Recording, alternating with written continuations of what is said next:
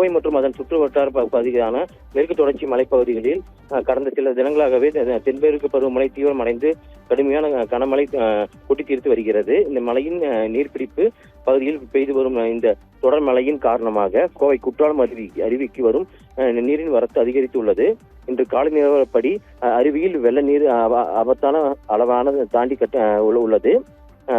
காற்றென்று வெள்ளத்தை போல் அடித்து வருவதால் தரைப்பகுதியில் தெரியாத அளவிற்கு தண்ணீர் ஆக்ரோஷமாக பாய்ந்து வருவதால் அங்கு சுற்றுலா பயணிகள் குளிப்பதற்கோ அல்லது அருவிகள் அருகே செல்வதோ இருக்கக்கூடாது என்று சூழல் ஏற்பட்டு உள்ளது. இதனால் கருத்தில் கொண்டு புலுவம்பட்டி வனச்சாலைகள் சார்பில் அவசர அறிவிப்பு ஒன்று தற்போது வெளியிட்டுள்ளது.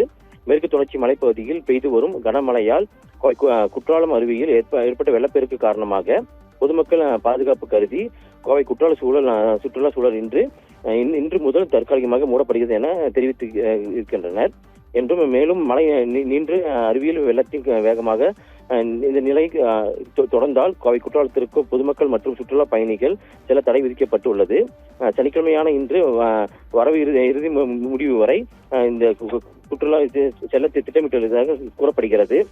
வெளி மாவட்ட சுற்றுலா பயணிகள் வனத்துறையினர் இந்த அதிரடி அறிவிப்பால் ஏமாற்றம் அடைந்து உள்ளனர். இருப்பினும் ஆபத்தான இந்த வெள்ள காலத்தின் வனத்துறையினர் பாதுகாப்பு விடுமுறைகளை பின்பற்றி பொதுமக்கள் ஒத்துழைப்பை நல்க வேண்டும் என்றும் புலுவம்பட்டி வனச்சரக சார்பாக கேட்டுக்கொள்ள உள்ளது. ஓவியா.